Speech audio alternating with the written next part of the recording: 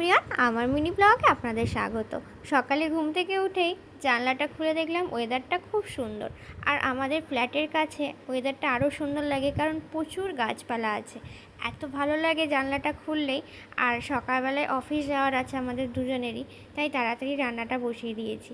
রান্নাতে করেছিলাম ভেন্ডি দিয়ে পেঁয়াজ দিয়ে একটা চচ্চড়ি মতো করেছিলাম। দুজনেরই যেহেতু বেরোনোর আছে, তাই একটু বেশি তাড়াহুড়ো ছিল, তো তাড়াতাড়ি রান্নাটা কমপ্লিট করার চেষ্টা করছিলাম। এদিকে আমার ঢ্যাঁড়সের চচ্চড়িটা রেডি হয়ে গেছে, আর আলু দিয়ে ডিমের ঝোল করেছিলাম মাখা মাখা করে। তো এই যে আলু আর ডিমটাকে ফ্রাই করতে বসিয়ে দিয়েছি।